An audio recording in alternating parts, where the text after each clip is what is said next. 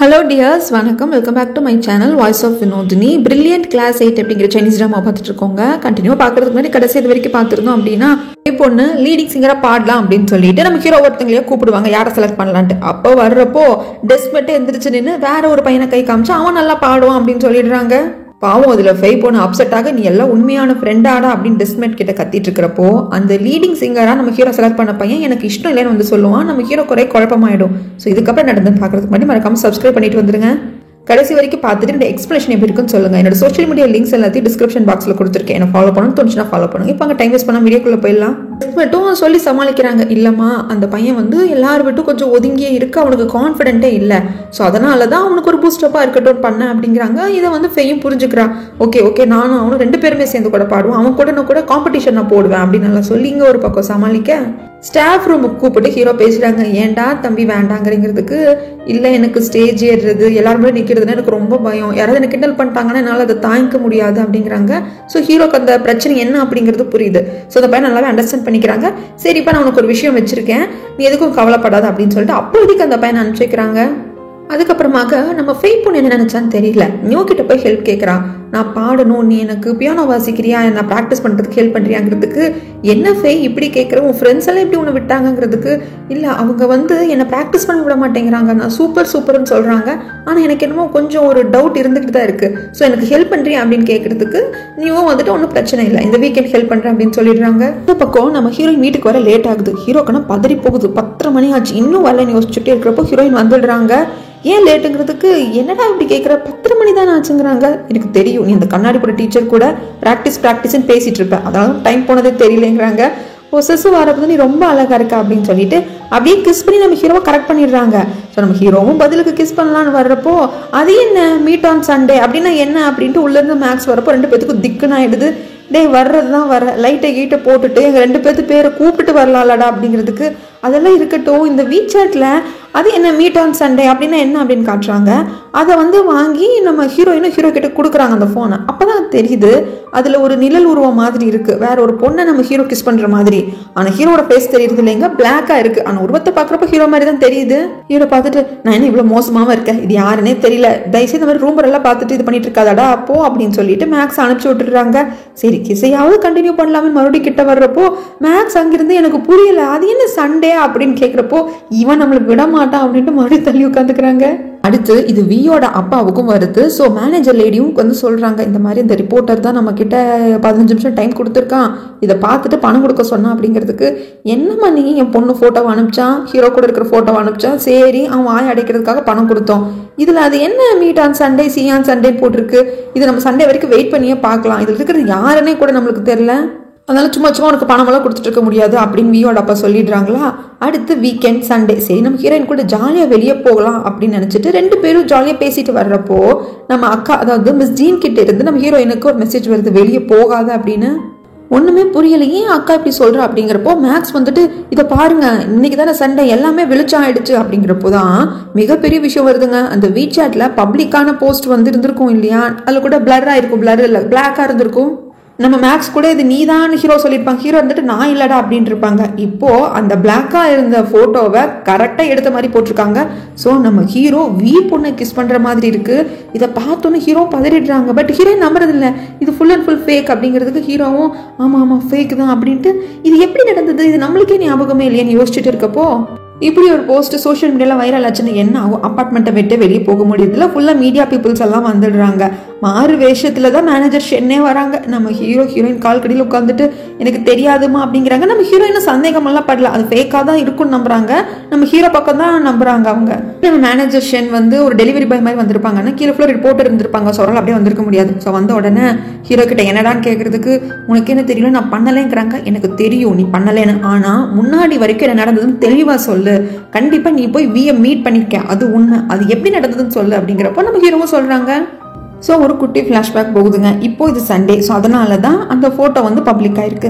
அதுக்கு முன்னாடி இந்த சண்டே வந்து வெளியே போகலாம் அப்படின்னு சொல்லிட்டு ஸ்கூல்லேயே ஹீரோயின் கிட்ட பேசி ஒரு பிளான் போட்டிருப்பாங்க. அதுக்கப்புறமாக அந்த பையன் இருக்கா இல்லைங்களா, பாட்டிக்கு உடம்பு சரியில்லை, அவங்களை காப்பாற்றணும் அப்படிங்கிறதுக்காக படிப்பே வேண்டான்னு சொன்னா இல்லையா, அந்த பையனோட வந்துட்டு இவங்க ஒரு ஸ்டுடியோவுக்கு போயிருப்பாங்க. அந்த ஸ்டுடியோ ஏற்கனவே நம்ம ஹீரோ ஒர்க் பண்ண ஸ்டுடியோ தான்.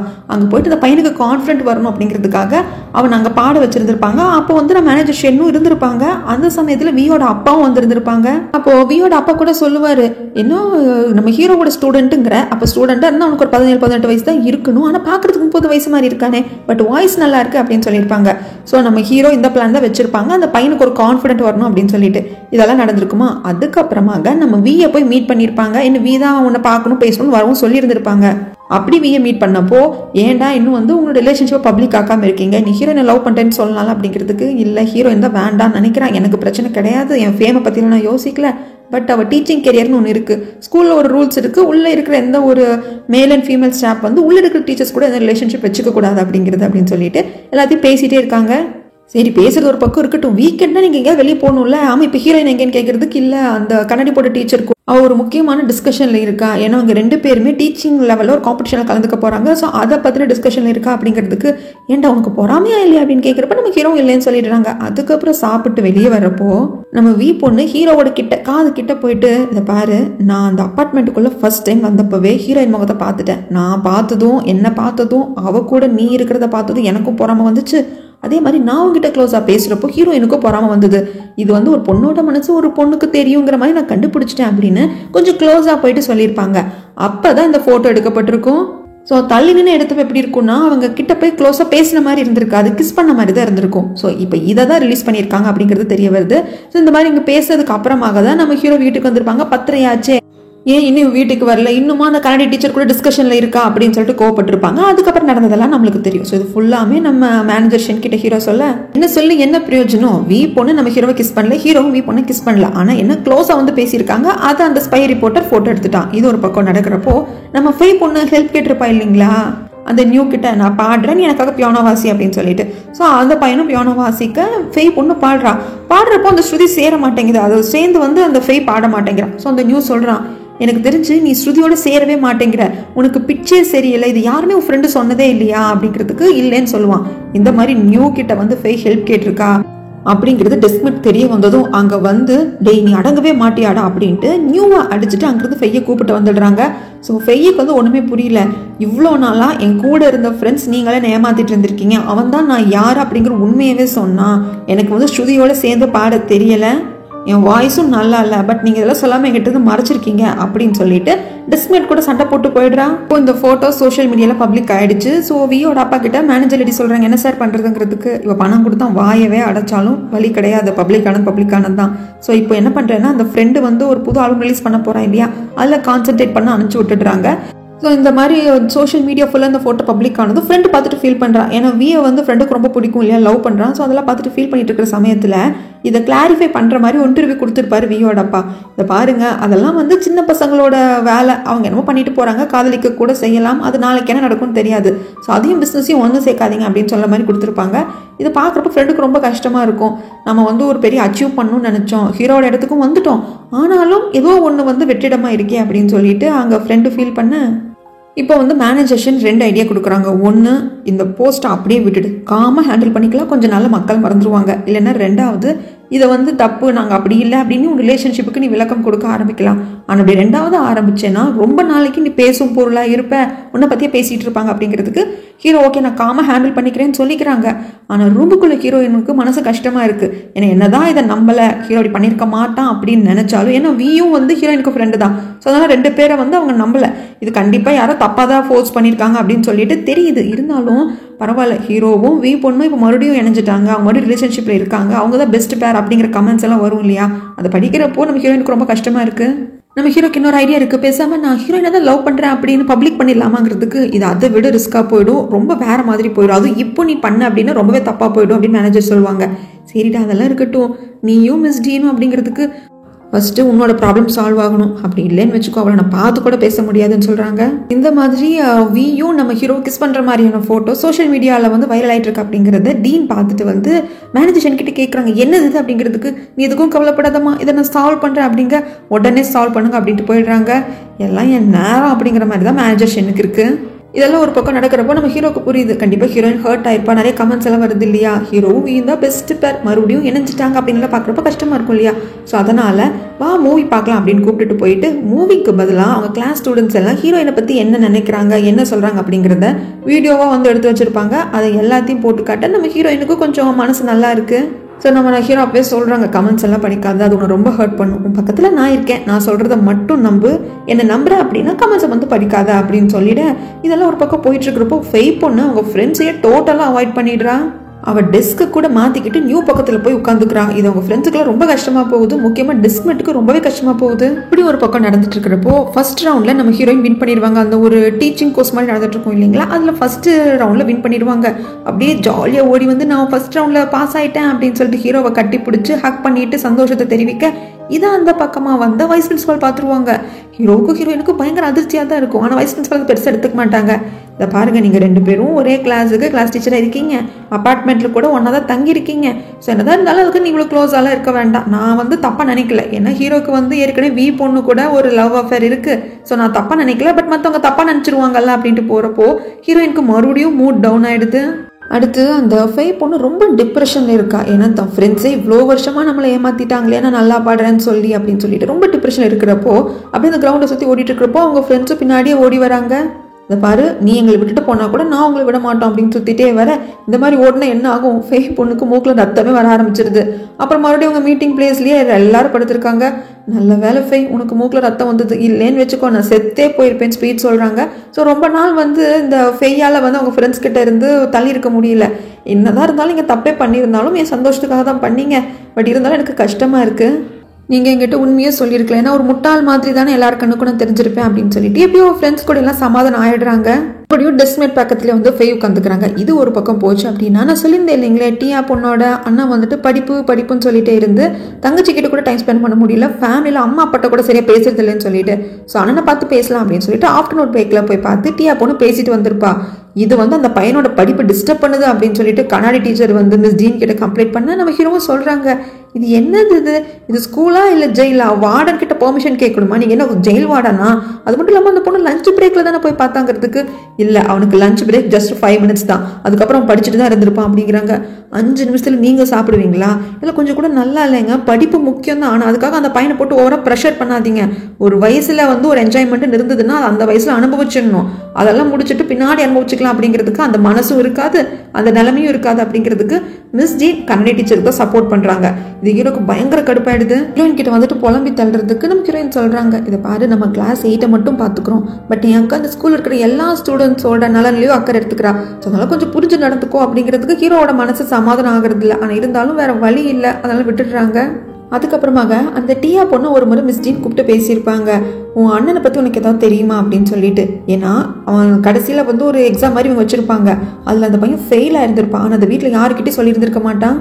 ஸோ ஒருவேளை மிஸ் டீன் என்ன நினச்சிக்குவாங்கன்னா, ஒருவேளை அவன் ஃபெயில் ஆனது வீட்டில் சொன்னதுனால தான் அவன் கொஞ்சம் டிப்ரெஷனில் இருக்கா போல இருக்குது, அப்பா அம்மாலாம் திட்டிப்பாங்க போல இருக்குது, அதனால அவன் சரியாக படிக்க மாட்டேங்கிறான் போல இருக்குது அப்படின்னு சொல்லிட்டு நினச்சிட்டு தான் டியாவை கூப்பிட்டு பேசியிருப்பாங்க. ஆனால் டியா கிட்ட பேசுறதுலே தெரிஞ்சிருக்கும் ஃபெயிலான விஷயத்த வீட்லேயே சொல்லலை அப்படின்ட்டு, அதனால ஒன்றும் இல்லாமல் நினச்சிருப்பாங்க. ஆனால் அந்த டியா பொண்ணு மனசில் வந்து ஒரு மாதிரி இருக்கும், ஏன் அவங்க நம்மளை கூப்பிட்டு பேசினாங்க, ஏன் அண்ணனை பற்றி இதெல்லாம் தெரியுமா, ஃபேமிலி பிரச்சனையா அப்படின்னு ஏன் கேட்டாங்க அப்படின்னு யோசனையிலே இருப்பாங்க. இதை பற்றி ஃபெய் கிட்டையும் சொல்கிறதுக்கு சரி எதுக்கும் கவலைப்படாத, நாம வேணும் நம்ம டீச்சர்ஸ் கிட்ட ஹெல்ப் கேட்கலாம் அப்படின்னு சொல்கிறதோட அங்கே எல்லாரும் போனதுக்கு அப்புறமாக அந்த பையன் இருப்பான் இல்லைங்களா, அவனுக்கு வந்து தனியாக ப்ராக்டிஸ் கொடுத்துட்ருக்காங்க. ஸோ அந்த பையன் வந்து அன்றைக்கி ஸ்டுடியோவில் போய் பாடினதுலேருந்தே சொல்லியிருப்பேன், எனக்கு ஒரு கான்ஃபிடன்ட் வந்திருக்கு, கண்டிப்பாக நான் பாடுவேன் அப்படின்னு சொல்லி ரொம்ப போல்டாக சொல்லியிருப்பான். அதனால அந்த பையனை ஸ்பெஷல் கேர் எடுத்து நம்ம ஹீரோ பார்த்துட்டு இருக்க தள்ளி நின்று நம்ம ஹீரோயின் சைட் அடிக்கிறாங்க. ஹார்ட் ஒர்க் பண்ணுறப்போ எவ்வளோ ஹேண்ட்ஸமாக இருக்கா அப்படின்னு சைட் அடிச்சுட்டு வந்துருவாங்க. இதுக்கப்புறமாக அந்த பையனோட ஸ்பெஷல் கிளாஸ்லாம் முடிச்சிடும். அந்த பையனை அனுப்பிச்சதுக்கு அப்புறமாக ஓடி வந்து நம்ம ஹீரோயின் காலில் வெயிட் பண்ணிட்டு இருப்பாங்க. டக்குன்னு கிஸ் பண்ணிட்டு தள்ளி நின்று நான் சைட் தானே அடித்தேன், எனக்கு தெரியும் நான் பார்த்துட்டு இருந்தேங்கிறாங்க. நான் சைட்டெல்லாம் அடிக்கல, அந்த பையனுக்கு நீ ஒழுங்காக ட்ரைனிங் கொடுக்குறியான்னு பார்த்தேன் அப்படிங்கிறாங்க. தெரியும் நல்லா சமாளிப்பேன் அப்படின்ட்டு அவங்க 2 பேர் நாங்கள் பேசிக்கிட்டு ஒரே காரில் கிளம்புறதையும் கிஸ் பண்ண எல்லாத்தையுமே ஃப்ரெண்டு பார்த்துருப்பாங்க. ஃப்ரெண்டுக்கு புரியல, ஏன் இவன் அமைதியாக இருக்கான், வீக்கும் இவனுக்கும் இடையில ரிலேஷன்ஷிப் இருக்குன்னு ரூமர் கிளம்புது, ஏன் அதுக்கு அமைதியாக இருக்கான், அவன் லவ் பண்ணுறது இந்த பொண்ணு தான் அப்படிங்கிறப்போ ஏன் அதை ஒத்துக்க மாட்டேங்கிறான் அப்படிங்கிற ஒரு தோணல் இருக்கும். ஸோ ஹீரோவையே தனியாக கூப்பிட்டு பேசுவாங்க. ஸோ நம்ம ஹீரோ வழக்கமாக எல்லாருக்கிட்டையும் சொல்கிறது தான். ஏன்னா ஹீரோக்கு பிரச்சனை கிடையாது, அவருக்கு வந்து ஃபேம் ப்ராப்ளம் யாராவது ஏதாவது சொல்லுவாங்க அப்படிங்கிறதெல்லாம் கிடையாது. பட் ஹீரோயின் வேண்டாம்னு நினைக்கிறாங்க இல்லையா? ஸோ அதனால் அது எல்லாத்தையும் சொல்லிட்டு டே இதெல்லாம் விடுற, இதெல்லாம் ஒரு விஷயமா, இதை விட எவ்வளவோ ரூமர் எல்லாம் நம்ம கெரியரில் பார்த்துருக்கோம் அப்படின்னு சொல்லிட்டு இப்போ நான் ஒரு பாட்டு எழுதி கம்போஸ் பண்ணி பாடியிருக்கேன் அப்படின்ட்டு அதை கேட்க வைப்பாங்க. அது கேட்குறப்பவே நம்ம ஃப்ரெண்டோட முகம் அப்படியே மாறி போயிடும். அந்த சமயம் பார்த்து ஹீரோயின் மெசேஜ் பண்ணி வா அப்படின்னு சொல்லி கூப்பிட்டுருவாங்களா. சரி சரி நான் போகிறேன், எனக்கு முக்கியமான வேலை வந்துருச்சு, நீ உன்னோட பாட்டை எனக்கு சென்ட் பண்ணிடுடா அப்படின்ட்டு ஹீரோ போயிடுவாங்க. அதுக்கப்புறமாக அடுத்த நாள் காலையில் நம்ம ஹீரோ ரூமில் ஹீரோயின் தூங்கிட்டு இருக்காங்க. ஹீரோ எழுப்பி விட ட்ரை பண்ணுறாங்க. எந்திரிச்ச ஹீரோயின் என்னடா என்ன பண்ண அப்படின்னு கேட்குறதுக்கு நான் என்ன ஒன்று பண்ணேன், நான் ஒரு பாட்டு கம்போஸ் பண்ணியிருக்கேன் உனக்கு கேளுன்னு சொன்னேன், நீ முடியாதுன்னு இதை வச்சு தான் நான் குழந்தைங்களுக்குலாம் ப்ராக்டிஸ் கொடுக்க போகிறேன் அப்படின்னு சொன்னது நீ கேட்கலான்னு வந்தேன். நான் பாட்டுக்கு தான் பாட்டை பாடிட்டு இருந்தேன், நீ அப்படியே தூங்கி போயிட்டேன். சரி பாவமாக இருந்ததே அப்படின்னு தூங்க வச்சுட்டேன். ஆனால் ஒன்று நல்லபடியாக தூக்கி நல்லா ஸ்ட்ரைட்டாக படுக்க வைக்க நினச்சேன். ஆனால் நீ என்ன கணம் கணக்குற, என்னாலேயே தூக்க முடியல, இதெல்லாம் வெளியே சொல்லிடாத, எனக்கு தான் அசிங்கம் அப்படின்னு பேசிகிட்டே இருக்கிறப்போ சரி நம்ம 2 பேரும் ஒரே ரூம்குள்ளே இருக்கோம், கண்டிப்பாக மேக்ஸ்க்கு தான் தெரிஞ்சு எனக்கு ரொம்ப எம்பாரஸ் ஆகிடும், ஃபஸ்ட்டு நான் போகிறேன் நீ பின்னாடி வா அப்படின்னு சொல்லிட்டு கரெக்டாக நம்ம ஹீரோயின் வெளியே வர்றப்போ மேக்ஸும் இருக்காங்க, அந்த ஃபெய் பொண்ணும் நம்ம ஹீரோயினை பார்க்க வந்திருக்காங்க. சரி இப்போ நான் வந்தால் கரெக்டாக இருக்குன்னு ஹீரோவும் வர்றாங்க. ஸோ 2 பேரும் ஒரே ரூம்லேருந்து வர்றப்போ அது 2 பேருமே பார்த்துடுறாங்களா, ஒரு மாதிரி ஆயிடுது. சரி எதுக்குமா வந்த அப்படின்னு கேட்குறதுக்கு இல்லை நீங்கள் எங்களுக்கு ஹெல்ப் பண்ணணும், அந்த டியா பொண்ணோட அண்ணா வந்து கண்டிப்பாக உங்கள் கிளாஸ் இல்லை, பட் இருந்தாலும் நாங்கள் உங்ககிட்ட ஹெல்ப் கேட்குறோம். டியாவோட அண்ணன் சரியாக தூங்குறது இல்லை, சாப்பிட்றது இல்லை, வீட்டில் இருக்கிறப்ப கூட படிப்புட்டு ஏதோ ரொம்ப ஒரு மாதிரி இருக்கிறதா வந்து டியா சொன்னா. ஸோ ஹெல்ப் பண்ணுங்க அப்படின்னு சொல்லிட்டு ஹீரோயின் கிட்ட அந்த ஃபெய் பொண்ணு ஹெல்ப் கேட்குற சமயத்தில் எப்படியாவது இதுக்கு ஒரு கிளாரிட்டி கொடுத்துடணும் அப்படின்னு சொல்லிட்டு தன்னோட ஓன் பில்டிங்லேயே எல்லா ரிப்போர்ட்டர்ஸையும் கூப்பிட்டு பொண்ணு கிளாரிட்டி கொடுத்துட்டு இருப்பா. அதுவும் தான் அப்பாவுக்கே தெரியாம இது அவருக்கு எப்படியோ தெரிஞ்சிருது, என்னதான் அப்படி பேசுறான் அப்படின்னு சொல்லிட்டு வந்து பார்க்குற சமயத்தில் இந்த ஃபெய் பொண்ணு சொல்றா, இந்த பாருங்க நான் வந்து ஒரு மணி மேக் பண்ணக்கூடிய ஒரு ப்ராடக்ட் கிடையாது, என்னை வச்சு பிஸ்னஸ் பண்ணி சம்பாதிக்கணும்னு நினைக்காதீங்க, 1 1 2 2 2 4 அப்படின்னு நீங்கள் பாட்டுக்கு ஏதோ பேசி விட்டுட்டு போயிடுவீங்க, அப்படியெல்லாம் ஒன்றும் கிடையாது.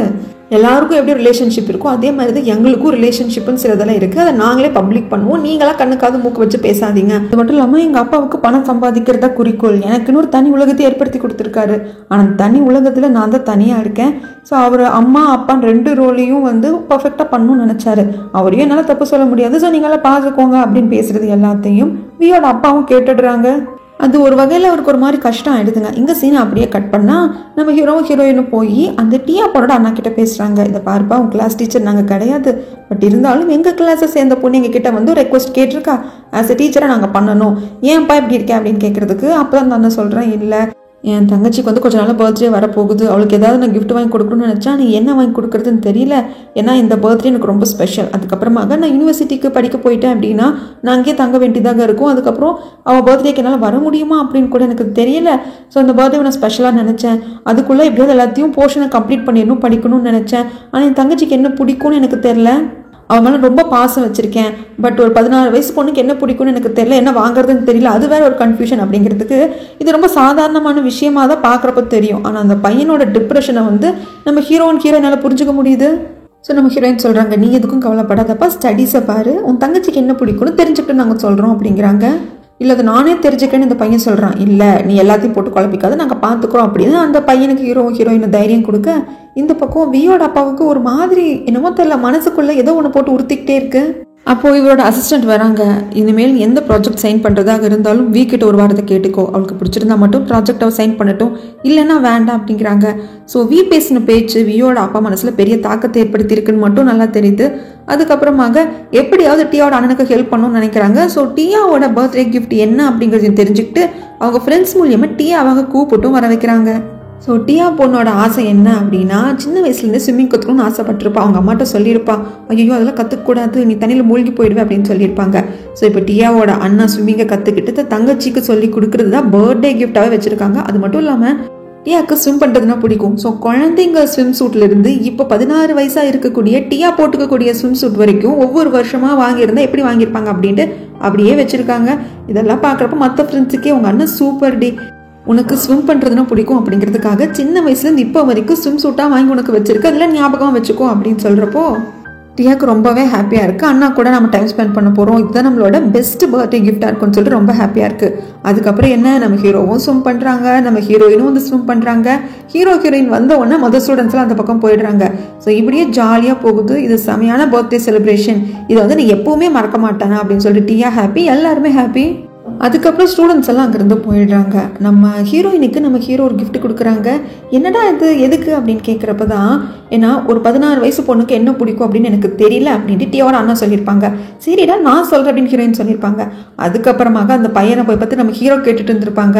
ஒரு வேளை ஹீரோயின் என்ன சொன்னா, அவளுக்கு 16 வயசாக இருந்தப்போ அவளுக்கு என்ன பிடிச்சிருக்கு அப்படின்னு சொன்னாங்க அப்படிங்கிறதுக்கு, அவங்களுக்கு வாட்ச் பிடிக்குமாமா, அவங்க அக்கா வாங்கி ப்ரெசென்ட் பண்ணாங்களாமா, அது பிடிச்சிருக்கா இல்லையான்னு கூட இல்லாமல் இப்போ வரைக்கும் அதை வச்சுருக்காங்க அப்படின்னு வந்துட்டு அந்த பையன் சொல்லியிருப்பான். நம்ம ஹீரோவும் கலர் கலராக வாட்சாக வாங்கி கொண்டு போய் ப்ரெசென்ட் பண்ணுறாங்க. நீ வந்து டியாவோட வயசில் இருந்தப்போ இதை ஆசைப்பட்டிருந்திருப்ப, ஸோ இப்போ நான் உனக்கு கிஃப்ட் பண்ணுறேன் அப்படின்னு சொல்லிட்டு கொடுக்குறாங்க. ஸோ 2 பேரும் ஹாப்பியாக இங்கே கிஸ் பண்ணுறாங்க. ஸோ 2 பேருமே ரொம்ப ஹாப்பியாக இருக்காங்க. அப்பார்ட்மெண்ட்டுக்கு வர்ற சமயத்தில் அங்கே இருக்கணும் மிஸ் ஜீன் வந்து வெயிட் பண்ணிட்டு இருக்காங்க. ஹீரோயினை தனியாக கூப்பிட்டு போய் இதுக்கப்புறம் ஸ்விம் கிம் பண்ணேன்னா கொண்டுருவேன் அப்படின்னு சொல்லிடுறாங்க. நம்ம ஹீரோக்கு ஒன்றுமே புரியறதில்ல. இப்படி இவங்க பேசிட்டு வீட்டுக்கு போயிடுறாங்க. இப்படி ஹீரோயினுக்காக மிஸ் ஜீன் வெயிட் பண்ண சமயத்தில் அந்த ஷூ பட்டு அவங்களுக்கு பின்னாடி வந்து காயமாயிருந்திருக்கும். ஸோ என்னடா அப்படின்னு சொல்லிட்டு ஃபைல்ஸ் எல்லாம் பார்த்துட்டு இருக்கிறப்போ அங்கே மேனேஜர் ஷேன் வந்து வா நம்ம ட்ரிங்க்ஸ் பண்ணலான்னு கூப்பிட்டு வந்து கட்டெல்லாம் போட்டு விடுறாங்க. நீ ஏதாவது கேமரா ஃபிக்ஸ் பண்ணியிருக்கியா எனக்கே தெரியாமல் என்னை பார்க்குறதுக்குங்கிறப்போ, ஆமாம் ஃபிக்ஸ் பண்ணியிருக்கேன், என்னோட மனசில் ஃபிக்ஸ் பண்ணியிருக்கேன் அப்படின்னு சொல்லிட்டு 2 பேரும் ட்ரிங்க்ஸ் பண்ணிட்டே பேசுகிறாங்க. ஸோ இப்போ மிஸ் ஜீனுக்கும் யாராவது கிட்ட பேசணும் போல இருக்குது. ஸோ அதனால மேனேஜர் ஷேன் கிட்ட மனசில் இருக்கிறது எல்லாத்தையும் சொல்ல, மேனேஜர் ஷேன் என்ன கேட்குறாங்கன்னா, சின்ன வயசுல தங்கச்சியை ப்ரொடக்டிவாக பார்த்துக்கிட்டேன், ஓகே, பட் அது இப்போவும் கண்டினியூ ஆகணுமா அப்படின்னு கேட்குற சமயத்தில் அது உங்களுக்கு புரியாது அப்படிங்கிறாங்க. ஸோ இங்கே ஹீரோ கிட்ட ஹீரோயின் சொல்கிறாங்க, என் அக்கா வந்ததே நான் ஸ்விம் பண்ணதுக்கு தெரிஞ்சிருச்சு, சின்ன வயசுலேருந்து எனக்கு ஸ்விம் பண்ணுறதுனா ரொம்ப பிடிக்கும், ஆனால் என் அக்கா விட்டதே கிடையாது, படிப்பு தான் முக்கியம், நாளைக்கு எக்ஸாம் இருக்குது, படிக்கிறத விட்டுட்டு என்னடி பண்ணுற அப்படிங்கிறாங்க. அப்போ நம்ம ஹீரோக்கு புரியல, ஏன் ஒன்று ஸ்விம் பண்ணாமல் ஏன் உட்கா தடுக்கிறாங்கிறதுக்கு. இல்லை, ஆக்சுவலாக என் அக்கா ஒரு டைம் ஸ்விம் பண்ண போய் தண்ணியில் விழுந்துட்டா, அப்போ ரொம்ப கஷ்டமாயிடுச்சு அவளை காப்பாற்றுறதுக்கு, ஸோ அதனால் எனக்கு எதுவும் வரக்கூடாதுன்னு அவள் பயப்படுறாங்கிறப்போ ஹீரோக்கு இது முட்டாள்தனமாக தெரியுது. இன்னொருத்தவங்களோட எக்ஸ்பீரியன்ஸ் எப்படி இன்னொருத்தவங்க மேலே திணிக்க முடியும், இது ரொம்ப ஸ்டூபிடிட்டியாக இருக்குது. அது மட்டும் இல்லாமல் இது நீ ஃபாலோ பண்ணுறியா, அதுதான் எனக்கு வியர்டாக இருக்குன்னு ஹீரோ கேட்குற சமயத்தில் நம்ம ஹீரோயின் சொல்கிறாங்க, நீ சொன்னது கரெக்டு தான், நீ சொன்னல நான் ஒரு சிஸ்டர்ஸ் கேர்ள் அப்படின்ட்டு, என் அக்காவை பார்த்து நான் வளர்ந்துட்டணும் அப்படிங்கிறப்போ, அப்படியெல்லாம் எதுவும் இல்லை, உனக்கு பிடிச்சதை பண்ண நான் உன் கூட இருக்கல அப்படிங்கிறப்ப தாங்க அங்கே நம்ம மிஸ் ஜீன் வந்துட்டு மேனேஜர் ஷேன் கிட்ட பேசிகிட்டு இருக்காங்கல்ல, ஒரு மிகப்பெரிய உண்மையே தெரிய வருது. ஆக்சுவலாக சின்ன வயசில் இவங்க நதிக்கரையில் விளையாட போகிற சமயத்தில் தங்கச்சியான நம்ம ஹீரோயினை கூப்பிட்டு போயிருப்பாங்க. அப்போ உண்மையில் தண்ணியில் விழுந்தது நம்ம ஹீரோயின் தான், ஹீரோயினோட அக்கா மிஸ் ஜீன் கிடையாது. தண்ணியில் விழுந்தது மட்டும் இல்லாமல் அவங்க அன்கான்ஷியஸ் போய் காப்பாற்றுறதுக்கே ரொம்ப கஷ்டமாயிருக்கும். 3 நாள் 4 நாள் வரைக்கும் கோமா ஸ்டேஜில் ஹீரோயின் இருந்திருப்பாங்க. அப்புறம் கோமா ஸ்டேஜில் வந்ததுக்கு அப்புறமாக கூட அவங்களுக்கு என்ன நடந்தது அப்படிங்கிறது மறந்து போயிருக்கும். தண்ணியில் விழுந்ததுனால தான் இப்படி ஆச்சு அப்படிங்கிற அந்த இன்சிடென்ட்டே மறந்து போயிருக்கும். ஸோ ஹீரோயின் வந்து பொழைக்க வைக்கிறதே கஷ்டமான ஸ்டேஜ் இருந்ததுனால ஹீரோயின் கிட்ட இது எதுவும் சொல்லாமல் அதுக்கப்புறம் ஹீரோயின் ஸ்விம் பண்ணணும் அப்படின்னு ஆசைப்பட்டப்ப எல்லாமே உன் அக்கா தண்ணியில் விழுந்துட்டு காப்பாற்றுறதுக்கு ரொம்ப கஷ்டமாக போயிடுச்சு, அதனால நீயும் ஸ்விம் பண்ணாத அப்படின்னு சொல்லியிருப்பாங்க. ஸோ இப்போ ஹீரோயின் வந்து ஸ்விம்மிங் பூலுக்கு போயிருக்காங்க, ஸ்விம் பண்ணியிருக்காங்கன்னு தெரிஞ்சதும் நம்ம மிஸ் ஜீன் பயந்ததே அதுக்காக தான். இது எல்லாத்தையும் மேனேஜர் ஷேன் கிட்ட சொல்கிறதுக்கு கவலையே படாத, உன் சிஸ்டர் புரிஞ்சுக்குவா அப்படின்னு சொல்கிறாங்க. ஸோ நம்ம ஹீரோயினும் நீ எதுக்கும் கவலைப்படாத, நான் இருக்கல, நாம் 2 பேரும் சேர்ந்து ஃபேஸ் பண்ணலான்னு சொல்லிட்டு இப்படி ஆளுக்கு பேராக ரொம்ப கம்ஃபர்டபுளாக செட்டில் ஆகிட நம்ம ஹீரோயினுக்கு பிடிச்சிருக்கு. சரி ஒரு குட் நைட் கிஸ் கொடுத்துட்டு போகலாமேன்னு கன்னத்தில் கிஸ் பண்ணிட்டு போகிற சமயத்தில் நம்ம ஹீரோ விடுறதில்ல, நான் அவ்வளோ ஈஸியால என்னால் விட முடியாது அப்படின்னு சொல்லிட்டு இவரும் கிஸ் பண்ணுறாரு. அதுக்கப்புறம் என்ன நினச்சாங்கன்னு தெரியல, ஹீரோயின் ரூமுக்குள்ளே ஹீரோவை கூப்பிட்டு போக இதை மேக்ஸ் பார்த்துடுறாங்க. இப்போ நான் பார்த்தனே ஹீரோயின் ரூமுக்குள்ளே 4 கால்கள் போச்சே, நான் மறுபடியும் தூக்கத்தில் நடக்கிறேன்னா அப்படின்னு யோசிக்க, அங்கே நம்ம மேனேஜர் ஷென்னும் மிஸ் ஜீனும் ராக் அண்ட் பேப்பர் சிஸ்டர் விளையாண்டுட்டு தோத்தவங்க குடிக்கணும் அப்படின்னு ஒரு மொக்கையான கேமை வச்சு 2 பேர் மாறி மாறி ட்ரிங்க்ஸ் பண்ணுறாங்க. ஸோ கொஞ்சம் தண்ணி வேற ஓவர் ஆயிடுச்சு, 2 பேருமே அவங்க கண்ட்ரோல்லையே இல்லை. இந்த சமயத்தில் நம்ம மிஸ் ஜீன் வந்து அவங்களோட உண்மையான கேரக்டரில் இருக்காங்க, ஏன்னா அவங்க ரொம்ப சுட்டித்தனமான குழந்தைத்தனமான பொண்ணு, பட் எல்லாருக்கிட்டையும் ஒரு மெச்சூர்டாக நடிச்சுட்டு தான் இருந்திருப்பாங்க. ஸோ ஒரு ஸ்டேஜுக்கு மேலே அவங்க ரொம்பவே டிஸ்டர்ப் ஆகிடுறாங்க, நம்மளோட மேனேஜர் ஷென்னை கிஸ் பண்ணவும் ஆரம்பிக்கிறாங்க. ஸோ இங்கே மேனேஜர் ஷேன் மிஸ் ஜீன் அந்த பக்கம் ஹீரோயின் 2 பேருமே ரொம்ப க்ளோஸ் ஆகுறப்போ அடுத்த ஆப்புக்கு அந்த ரிப்போர்ட்டர் ரெடி ஆயிட்டான். ஸ்விம்மிங் பூலில் நம்ம ஹீரோயினும் 2 பேர் கிஸ் பண்ணியிருந்திருப்பாங்க இல்லையா, நம்ம ஹீரோ கிஃப்ட் கொடுத்த சமயத்தில் அந்த ஃபோட்டோ இவனுக்கு எப்படி கிடைச்சது, இவன் எப்படி எடுத்தான்னு தெரியல. ஸோ இதை வச்சு டீலிங் பேசணும்னு சொல்லிட்டு ஒரு பிளான் பண்ணுறான். அந்த சமயத்தில் யாருக்கோ கால் பண்ணுறான், வியோட அப்பாவுக்கு கால் பண்ணானா இல்லை வேற யாருக்கான்னு தெரியலங்க. கால் பண்ணிட்டு பாருங்க இது நல்ல ஒரு ரேட் கேட்டிருக்கேன், அதை கொடுத்துட்டீங்கன்னா பெஸ்ட், அப்படி இல்லைன்னா நான் நேராக மேனேஜர் ஷேன் கிட்ட காமிச்சேன்னா அவர் எனக்கு நல்ல ப்ரைஸ் கொடுப்பாருன்னு சொல்கிறாங்க. ஸோ அந்த பக்கம் ஃபோனில் பேசுறது யாருன்னு தெரியலங்க, மேனேஜர் ஷேன் கிட்ட கொடுக்காத நானே பணம் கொடுக்குறேன் அப்படின்னு சொல்லிடுறாங்க. ஸோ இதை இந்த ரிப்போர்ட்டர் போஸ்ட் பண்ண போறாரு அப்படின்னு தெரியுது, ஆனால் எப்போ என்ன அப்படிங்கிறது தெரியல. இங்கே சீனை அப்படியே கட் பண்ணா அப்பார்ட்மெண்ட்டில் நம்ம ஹீரோவும் ஹீரோயினும் அப்படியே ஒன்றுமே தெரியாத குழந்தைங்க மாதிரி உட்காந்துட்டு இருக்காங்க. அந்த சமயத்தில் மேக்ஸ் கதவை தட்டி 2 பேர் சீக்கிரம் எந்திரிங்க, கிளாஸுக்கு போகிறதுக்கு லேட் ஆச்சு, ஸ்கூலுக்கு டைம் ஆச்சுன்னு சொல்கிறப்போ ஐயோ எனக்கு ரொம்ப எம்பாரஸாக இருக்குது, நம்ம 2 பேரும் ஒரே ரூமில் நைட் ஃபுல்லாக இருந்தோன்னு உனக்கு தெரிஞ்சு போயிடுச்சுனாங்கிறப்போ டார்லிங் நீ எதுக்கும் கவலைப்படாத நான் பார்த்துக்கிறேன் ஹீரோ சொல்கிறதோட இதே மாதிரி ஒரு சம்பவம் நம்ம மேனேஜர் ஷெனுக்கும் மிஸ் டீனுக்கும் நடந்திருக்கும். ஆனால் மிஸ் டீன் இருந்திருக்க மாட்டாங்க. மேனேஜர் ஷென் எப்படியோ அவன் மனசை ஜெயிச்சுட்டோம், அவன் நம்மளை லவ் பண்ணுறான்னு நினச்சிட்டு இருக்கிறப்ப தான் அடுத்த ஷாக்கு. இவர் ஒரு பிளான் மாதிரி வச்சிருப்பாரு. நான் கூட ஒரு எபிசோடில் சொல்லியிருந்தேங்க, உங்களை ஞாபகம் வச்சுக்க சொல்லிட்டேன். ஒரு வார்ட்ரோப்புக்கு பின்னாடி ஒரு பிளான் மாதிரி செட்டப் போட்டு ஒரு சார்ட்லாம் வச்சிருந்திருப்பாரு அப்படின்னு சொல்லிட்டு. ஆக்சுவலாக நான் நினச்சேன் அது நம்ம ஹீரோக்காக அவர் போட்ட சார்ட்டு, மறுபடியும் ஹீரோ பாட வைக்கணும், பேக் டு த ஸ்டேஜ் கொண்டு வரணுங்கிறதுக்காக போட்ட பிளான்னு நினச்சேன். ஆனால் அந்த பிளான் மொத்தமே மிஸ் டீனுக்காக போட்டது. ஒரு பெண்ணுக்கு என்ன பிடிக்கும், அது மிஸ் டீன் மாதிரி இருக்கிற பொண்ணுக்கு என்ன பிடிக்கும், ஒரு பொண்ணை சேஸ் பண்ணணும்னா நம்ம என்ன பண்ணணும் அப்படிங்கிறத ஃபுல்லாக அப்படியே பிளான் மாதிரி போட்டு வச்சிருப்பாரு. ஏன்னா மேனேஜர் ஷென் வந்து எல்லாத்தையுமே ஒரு பிளானிங்கோட கண்ணோட்டத்திலே தான் பார்ப்பாரு. ஆனால் இது எல்லாத்தையுமே மிஸ் டீன் பார்த்துருக்காங்க. அவங்க டீச்சர் தானே, ஸோ அதனால் எல்லாத்தையும் கரெக்ஷன் பண்ணுற மாதிரி இது தப்பு இது கரெக்டு, இன்னும் கொஞ்சம் நீங்கள் ஹார்ட் ஒர்க் பண்ணணும் அப்படிங்கிற மாதிரி எக்ஸாமில் ஆன்சர் ஷீட்டை திருத்தி மார்க் போடுற மாதிரி வச்சுட்டு போயிருக்காங்க. நம்ம மேனேஜர்ஷனுக்குன்னா ஐயோ இது எல்லாம் பார்த்துட்டு நம்ம கூட க்ளோஸாக வேறு இருந்திருக்கா, தப்பாக தானே நினச்சிருப்பா அப்படின்னு சொல்லிட்டு அவருக்கு ஒரு பக்கம் கஷ்டமாக போகுது. இங்கேயும் இந்த மாதிரிலாம் போயிட்டு இருக்கிற சமயத்தில் நம்ம ஃப்ரெண்டு திடீர்னு போய் வியோட அப்பாவை பார்த்துட்டு நான் வந்து ஒரு பிளான் பண்ணியிருக்கேங்க, நானும் வியும் சேர்ந்து ஒரு ஸ்டேஜ் ஷோ பண்ணால் எப்படி இருக்குங்கிறதுக்கு. என்னப்பா பேசுகிற, வி வந்து ஒரு ஆக்டர், நீ ஒரு சிங்கர், 2 பேர் எதுக்கு சேர்ந்து ஸ்டேஜ் பர்ஃபார்மன்ஸ் பண்ணும், அது மட்டும் இல்லாமல் வியோட கரியர் வேறு, அவள் இதுக்கு ஒத்துக்குவாளான்னு தெரியல, எல்லாத்தையும் விட எதுக்கு என் ஃபேமிலியோட இதை வந்து மிக்ஸ் பண்ணணும், நீ அவ்வளோலாம் யோசிக்காத, நீ முதல்ல பாட்டு எழுதுகிற வழியை பாரு, 3 மாதம் ஆச்சு நீ இன்னும் ஒரு பாட்டு எழுதலை, ஸோ உன்னோட கான்சென்ட்ரேஷனை வேற எங்கேயும் போக விடாமல் பாட்டை மட்டும் எழுதுகிற வழியை பாருன்னு அனுப்பிச்சி விட்டுடுறாங்க. ஸோ நம்ம ஃப்ரெண்டோட பிரச்சனை என்னென்னா அவரால் இன்னும் ஓனாக ஒரு பாட்டு எழுத முடியல. ஸோ அதுக்கு தான் என்னென்னமோ பண்ணுறாரு, ஆனால் எல்லாமே ஒர்க் அவுட் ஆகாமல் போயிடுது. ஆனால் இதை கொஞ்சம் வியோட அப்பா ஸ்மெல் பண்ணிடுறாரு. ஓகே இவனால் பாட்டு எழுத முடியல, சரி கொஞ்சம் டைம் கொடுத்து பார்ப்போம் அப்படின்னு சொல்லிட்டு நல்லபடி தான் பேசி அனுப்பிச்சு வைக்கிறாங்க. எங்கள் ஸ்கூலில் மிகப்பெரிய பிரச்சனை ஆயிடுது. ஏன்னா அந்த டியாவோட அண்ணனை வந்து ஸ்விம்மிங் பூல் கூப்பிட்டு போயிருப்பாங்க இல்லையா, அப்போ அவனுக்கு ஒரு கிளாஸ் இருந்திருக்கும், எக்ஸ்ட்ரா கிளாஸ், அதை வந்து கட் பண்ணுறதை கூப்பிட்டு போயிருப்பாங்க. ஸோ இதெல்லாம் தெரிஞ்சாங்க மிகப்பெரிய பிரச்சனையாகுது. உங்களுக்கெல்லாம் கொஞ்சம் கூட அறிவில்லை, அது இல்லை இது இல்லை அப்படின்னு சொல்லிட்டு வைஸ் பிரின்சிபால் திட்ட. வழக்கமாக நம்ம ஹீரோ சொல்கிற டைலாக் தான், படிப்பு முக்கியம் தாங்க, ஆனால் அதுக்காக அந்த பையனை போட்டு இந்த டார்ச்சர் பண்ணுறீங்கல்ல, ஒரு சில வயசு போனால் வராது அப்படிங்கிற மாதிரி. இது அவன் தங்கச்சி கூட இருக்க வேண்டிய பர்த்டே, அதுக்கப்புறம் யூனிவர்சிட்டிக்கு படிக்கடிக்க போயிட்டா அப்படின்னா இந்த நாளை அவங்களால திருப்பி கொடுக்க முடியுமா, அடுத்த வருஷம் பர்த்டேக்கு அவங்க வர முடியாமல் அவன் ஸ்டடீஸில் யூனிவர்சிட்டியில் மாட்டிக்கிறதுக்கும் வாய்ப்பு இருக்குது. ஸோ இந்த நாள் வந்து அவன் தங்கச்சி கூட இருக்கணும்னு நினச்சா நாங்கள் எதுவும் பெருசாக தப்பு பண்ணல, அப்படியே தப்பு பண்ண மாதிரி இருந்தாலும் மன்னிச்சிருங்க, கிளாஸை கட் பண்ணி கூப்பிட்டு போனது தப்பு தான் அப்படிங்கிறதுக்கு நம்ம ஹீரோயினும் நம்ம ஹீரோக்கு சப்போர்ட் பண்ணுறாங்க. இதை பாருங்கள் படிப்பும் முக்கியம் தான், ஆனால் ஒரு குழந்தைய போட்டு இவ்வளோலாம் ப்ரெஷர் பண்ணக்கூடாது. மேபி நான் அவங்களோட கிளாஸ் டீச்சராக இல்லாமல் இருக்கலாம், பட் என்னோட கிளாஸ் ஸ்டூடெண்ட்ஸ் என்கிட்ட ஹெல்ப் கேட்டாங்கன்னு சொல்லிட்டு எல்லாம் பேசிகிட்டு இருக்கேன்.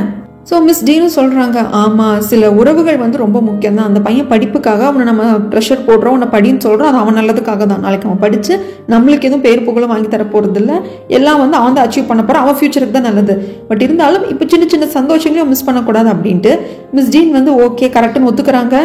அந்த சமயத்தில் நம்ம வைஸ் பிரின்சிபால் எந்திரிச்சு ஃபோனை பார்த்துட்டு பயங்கரமாக கத்துறாங்க, டேய் நீ எல்லாம் வந்து இந்த ஸ்கூலோட ரெப்யூட்டேஷனே கெடுத்துட்டடா, ட்ரெண்டிங் டாப்பிக்கை பாருடா அப்படின்னு சொல்ல. என்னடான்னு பார்த்தா அந்த ஸ்விம்மிங் பூலில் ஹீரோ ஹீரோயின் கிஸ் பண்ணியிருப்பாங்க இல்லைங்களா, அதை கூட அந்த ரிப்போர்ட்டர் ஃபோட்டோ எடுத்து வச்சுட்டு யாரோ கூட வந்து டீலிங் பேசியிருப்பான்ல, ஸோ டீலிங் ஓகே ஆயிடுச்சு போல இருக்கு. இப்போ அதை பப்ளிக் பண்ணிட்டான், நம்ம ஹீரோயின் அப்படியே மயக்கம் போட்டே விழுந்துடுறாங்க. இந்த பக்கம் அந்த 5 பேர் இருக்கிற கேங் வந்து பேசுகிறாங்க, இதை பாரு அன்னைக்கு ஸ்விம்மிங் பூலில் நம்ம 2 டீச்சர்ஸோட நாம தான் இருந்தோம், டியாவோட அண்ணா இருந்தா அப்படின்னா அவனுக்கு இதுக்கெல்லாம் வேலையே கிடையாது, அவன் கையில் ஃபோனும் கிடையாது, அவன் ஃபோட்டோவும் எடுக்கல, இப்படி அப்லோட் பண்ணுற அளவுக்கு அவனுக்கு டைம் எல்லாம் படிச்சுட்டு இருக்கான். ஸோ நம்ம 5 பேர் தான் இருந்தோம், நாமளா பண்ணியிருப்போம் அப்படின்னு சொல்லிட்டு ஒவ்வொருத்தரும் பேசிக்கிறாங்க. அப்போ வந்து எல்லாரோட சந்தேகமும் ஸ்பீட் மேலே தான் வருது. ஏன்னா ஏற்கனவே ஹீரோ இந்த ஸ்கூலுக்கு வேலைக்கு வந்த சமயத்தில் அவரோட ஃபோட்டோஸ் எல்லாம் எடுத்து காசு பார்த்தவன் இந்த ஸ்பீட் பையன் தான். ஸோ ஸ்பீட் சொல்கிறேன், டே நான் இல்லைடா நான் அப்புறம் ரெஸ்ட் ரூமில் இருந்தேன்டா, நான் ஃபோனை எடுத்துகிட்டு வரலாம் அப்படின்னு சொல்கிறாங்க. ஸோ டியாவும் ஃபெய்யும் சொல்லிக்கிறாங்க, நானும் டியாவும் ஒன்றா தான் இருந்தோம், ஸோ நாங்கள் 2 பேரும் பண்ணலை, எங்களுக்கு ஞாபகம் இருக்குது அப்படின்னு சொல்லிடுறாங்க. அது இல்லாமல் டியா வந்து நான் எங்கள் அண்ணன் கூட தான் பேசிட்டு பிஸியாக இருந்தேன்னு சொல்லிடுறாங்க. ஸோ அதே மாதிரி டெஸ்க்மேட்டும் சொல்கிறான், நானும் ஃபோன் எல்லாம் எடுத்துகிட்டு வரல அப்படின்னு சொல்லிட்டு. இப்போ 4 பேரும் சொல்கிறப்போ சரி நம்ம 4 பேருமே எடுக்கல அப்படின்னா இப்போ கடைசியாக இருக்கிறது இந்த கண்ணாடி தான்.